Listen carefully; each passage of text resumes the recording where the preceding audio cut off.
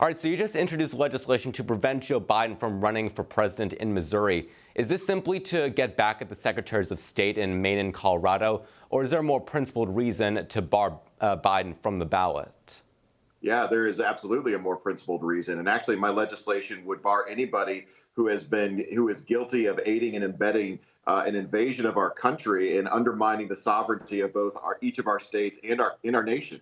The only person right now that I think qualifies for that is a guy like Joe Biden, who has taken a border that had almost completely stopped the flow of illegal immigrants under President Donald J. Trump, and effectively is now using our tax dollars against us by having our own border agents be complicit with folks coming into our country illegally. So specifically, my legislation would allow the governor of our state to identify bad actors just like Joe Biden and make sure that they don't appear on the ballot in the great state of Missouri. So I think we're going to be a leader on this. And yes, it's a conversation that has gotten started by the shenanigans going on in Maine and Colorado, but I'm happy to have Missouri be a leader in preventing folks who are guilty of this kind of felonious acts from appearing on our ballot. All right, so I want to talk about the likelihood that this bill actually passes because state Democrats, they probably won't vote for it. But what's the chance that state Republicans vote for this? And if it passes the state legislature, would Governor Mike Parson actually sign this into law?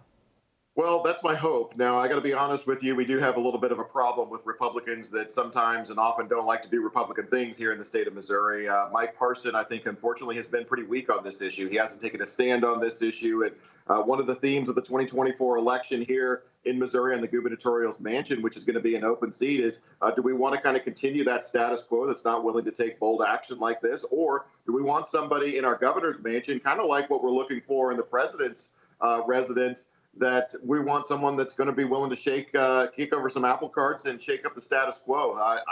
I'm optimistic, but we're just going to have to see how it goes. But I can tell you what, we're not going to give up the fight.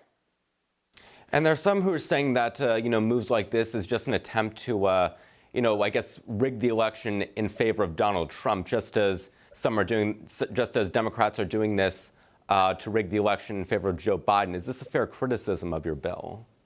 No, of course not. I think that there's a big difference here between Joe Biden, who has precipitated a completely open and chaotic border, which has millions of individuals coming into this country illegally and putting a huge tax burden on every one of our communities. It's leading to higher crime in our urban cores, and it's really destroying the fabric of our country. And like I said, Donald Trump was the guy that actually had put a stop to this back in 2017. From 2017 to 2020, we saw nearly a complete stop to this kind of shenanigans going on in our border. So this is about whether or not we want to protect our sovereignty as both a state and a country. And, when you have a bad actor like Joe Biden up in Washington, D.C., that's going to betray his oath of office, which is harming our communities. And I think it's a very reasonable thing to say that this is somebody that shouldn't be appearing on the ballot for any office in the state of Missouri.